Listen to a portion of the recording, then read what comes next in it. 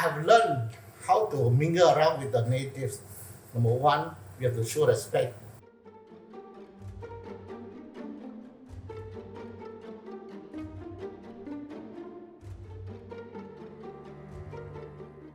Show respect to the chieftain, to the chief of the settlement. Yeah. Once you get close to him, now sometimes of course you bring a lot of gifts from outside urban area, like liquor, like beer, even stout. And of course, then all this will buy them up in terms of relationship, and then subsequently even imparting some of their tribal pieces of treasure to me.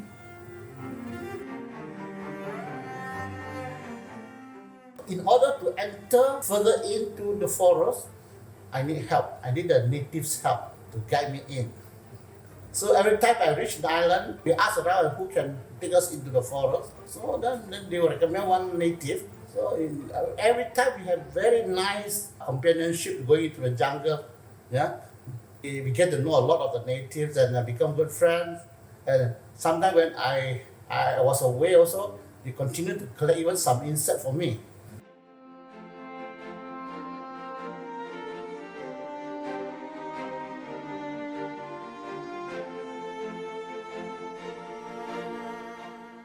I ventured into the collecting of their animistic objects that they use in their home, hanging up on a wall to drive away devils or whatever they call it. Some people exciting is when you go into their settlement, then they have a praying house, where they put big figures and totems. Only men native are allowed to go in. That kind of thing also. Once you know how to handle the native, you won't fail in getting them to help you or to get close to them. Subsequently, the focus on collecting insects have been overshadowed by collecting tribal. Because most of them can speak some degree of Indonesian language, which I have been so fluent in it.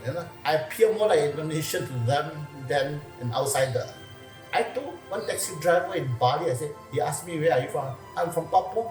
He looked at me, oh yeah, no wonder your hair all curly. He believed me I'm from Papua.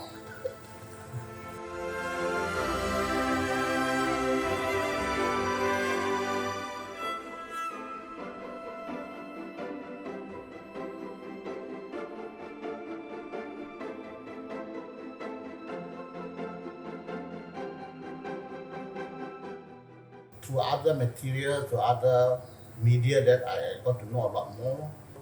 For me, to pay high price, I better go and search on my own. Some of the locals also take advantage of their tribal art. They also have collected and then displayed it in their outlet. So from there, I can also add to my collection by buying from them. Sometimes certain things I just cannot find them. I get from them. One of my favorite outlet boss, Pak Paso. He knows so much about their lifestyle, their customs. So through his mouth, I already learned so much. Instead of observing myself, I got to know a lot more.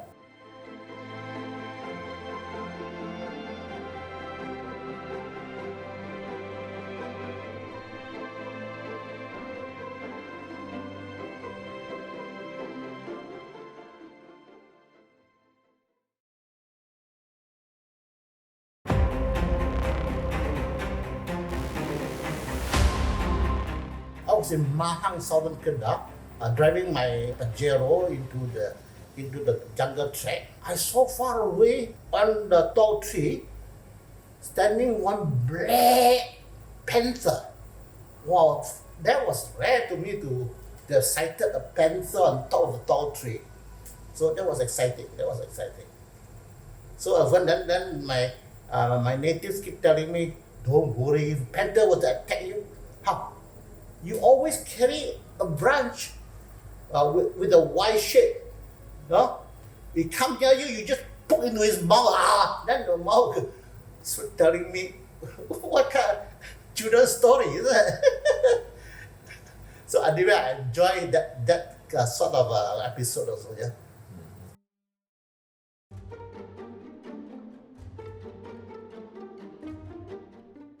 I collected a lot a lot of their koteka. You know koteka, no? Koteka is the men's underpants.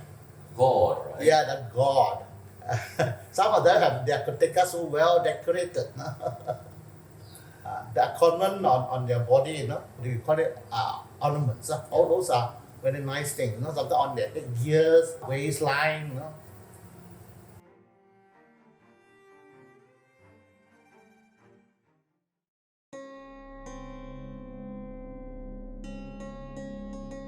Many of the islands I couldn't just simply go by modern transport. The only way is by boat, quite often. Even within the island like Borneo, some of the bigger islands like Papua and Irian, we have to travel upstream to the native settlement by boat.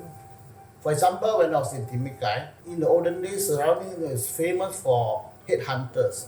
They believe that in the interior there are still headhunters. I mean, during the time when I was there, how many 30 over years ago, yeah.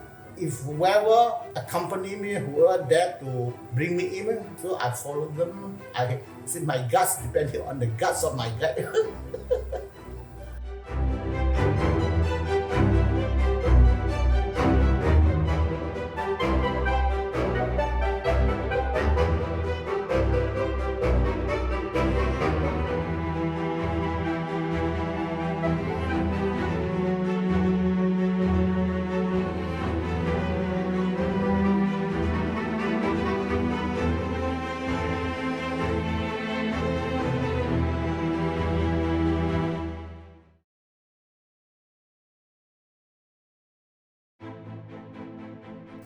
One native climbing up to the top of the tree, shooting at a big birdwing which is nearby on the other branch.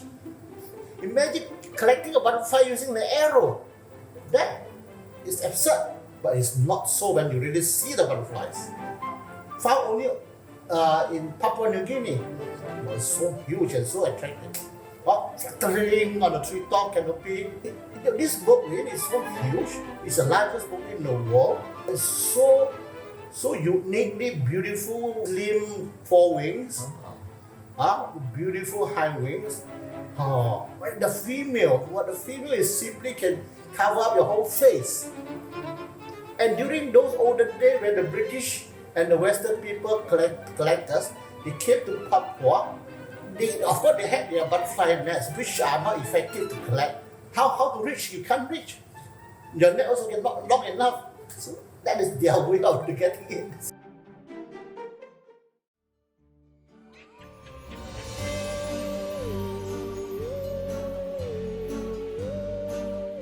So when I was in Wamena was on the highland of Irian Jaya, where they have that kind of Wamena tracks. Whenever a member of their family passed away, the lady will have to chop off one finger to remember that. Some of the lady, the old lady, you can see hands without 3-4 fingers, only half left. I collected their tools so that they use for chopping off the finger. That is a kind of an axe, in the form of stone, very, very beautiful, the jade-like stone. These are things, not just big pieces. A lot of small pieces are also meaningful.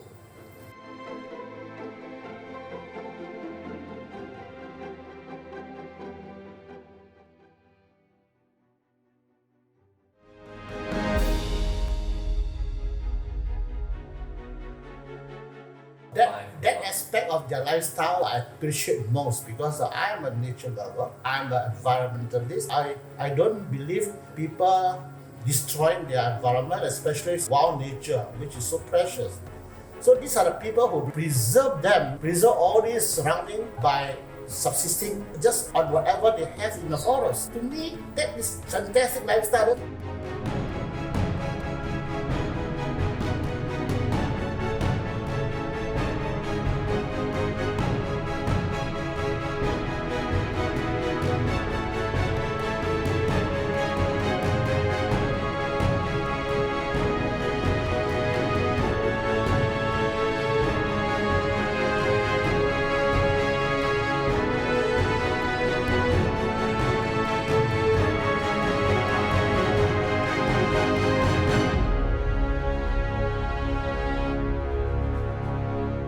My wife said that you should go back to live with your natives. You come back home also, you behave like one.